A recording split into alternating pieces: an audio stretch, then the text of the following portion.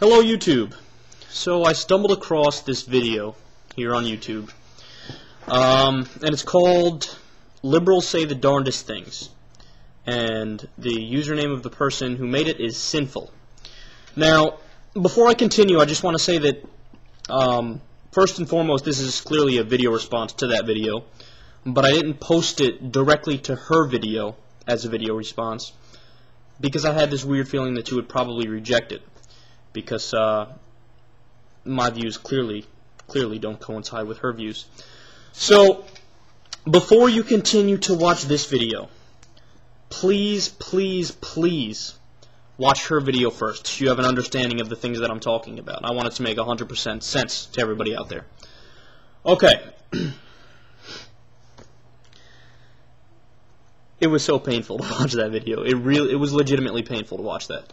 Now, the first thing that she talks about is how Bill Maher and John Edwards and all these other liberals are stupid, or at least make the stupid suggestion of not calling the war on terror anymore. Now, the thing that's so scary is that she ceases to discuss any facts when she's trying to debunk the argument. She goes completely off of opinion. Now, let's take a look at the death toll first. U.S. military deaths, 4,080. U.S. military wounded, 30,329. Iraqi civilian deaths, 151,000. Excess Iraqi deaths, and I think that's according to the UN, 655,000. Okay? All died in Iraq. All died in the name of the war on terror. Now, intelligence reports have Al-Qaeda in Iraq at about 2%. Some have it at a little bit less than 2% of the population of Iraq. So that's about 850 to 1,000 people. So why shouldn't we call the war on terror anymore? Maybe because a majority of the people who have lost their limbs, or a majority of the people who have lost their loved ones, or a majority of the people who live in constant fear of death, or a majority of the people who actually have died, are not terrorists. So if we base this war, or name this war, based on something in reality, then it wouldn't be called the war on terror anymore. Okay, that's not rocket science. That's simple factual analysis. Now, terrorism is defined as the use of violence and/or threats to intimidate or coerce, especially for political purposes. So, by definition, the U.S. has been responsible for many acts of terrorism. For one thing, the propping up of fascist dictators around the world to prevent the spread of communism and serve our own political interests. We propped up the Shah of Iran, for one. We propped up Saddam Hussein, for another. We propped up Manuel Noriega. We propped up Mobutu and Zaire, to name just a couple. So, being that Cynnful's reductive worldview of we're pure good, they're pure evil, and that's all you need to know doesn't coincide with reality, she might want to do a little bit more research before she makes a video blasting all things liberal as being stupid. Right? You guys with me? Now, next, Cynnful gets mad at people for saying our men are dying for nothing. Okay. Allow me to rephrase and speak on behalf of all the liberals who have ever said our men are dying for nothing. Okay? Our men aren't dying for nothing. Our men are dying for something that they don't have to be dying for. Okay?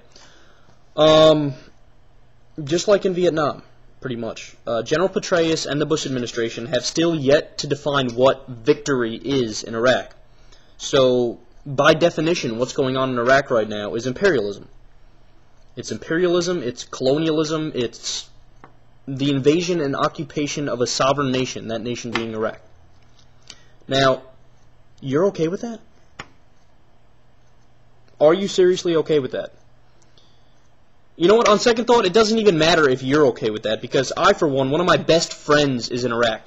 So, with all due respect, fuck your opinion. It doesn't make any sense. It's wrong. It's morally indefensible. Okay? We don't have the right to invade and occupy a sovereign nation. Why should we have that right?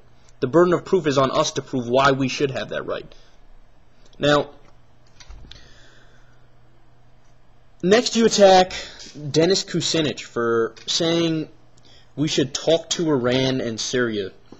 And I still don't know, after watching your video 3 or 4 times, what your reason was. Because they're not cooperative to what we tell them to do. I hate to tell you, but it's not a father-son relationship that we have with Iran. It's not our way or the highway. It's not the world policeman versus the unruly juvenile delinquent. This is geopolitics we're talking about here. This is the future of the world. This isn't like do as we say or die. All right? It's not it's not that simple as much as you'd like to believe it. Do you think Nixon should have talked to China? Do you think that Reagan should have talked to Russia? Because if we apply your standard of not talking to our enemies objectively, then we should have never talked to those people, and we would never have allies in all the nations that we have an alliance with now. So why shouldn't we do that? Because it doesn't make any sense. Diplomatic negotiations work. It's been proven over and over again. And I actually point you guys in the direction of one of my other videos, George Bush Nutjob of the Week, and you will see me explain further about that. Now, then you go on to say that you still believe Saddam Hussein has weapons of mass destruction and that he funded terrorism, which is something that I'm not even going to cover because it's been sufficiently disproven time and time again, and there has never been any evidence to back up those claims, and even George Bush has come out and said, you know what, it's true. So, let me jump right to your last thing, where you attack Rosie O'Donnell for saying that radical Christianity can be just as bad as radical Islam. Tally up the body count, sweetheart. Okay? Historically speaking, it has been worse. About 9 million people died in the Crusades, and a couple thousand died in the Spanish Inquisition. Oh, and then you say, find me a place in the Bible where it says that anybody who isn't Christian needs to be killed. Well, I have to admit, you got me there.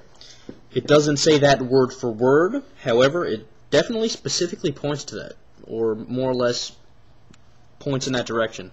Deuteronomy 7, lines 1 and 2. When the Lord your God brings you into the land you are entering to possess and drives out before you many nations, then you must destroy them totally. Make no treaty with them and show them no mercy. And Deuteronomy 20. In the cities of the nations the Lord your God is giving you as an inheritance, do not leave alive anything that breathes. Completely destroy them. The Hittites, Amorites, Canaanites, Perizzites, Hivites, Jebusites, and the Lord your God has commanded you. As the Lord your God has commanded you. And those are just 2 specific quotes from the Bible. If I had to sit here all day and go through the list of genocide and rape and suppression of civil rights and human rights in the Bible, trust me, I'd be here for about a week. So, in closing, let me just say that I want to tell Cynnful for future reference, before you make a video bashing all things liberal as being evil, read. Because your opinion doesn't sufficiently substitute for factual analysis. Thanks for watching. This is Secular Talk.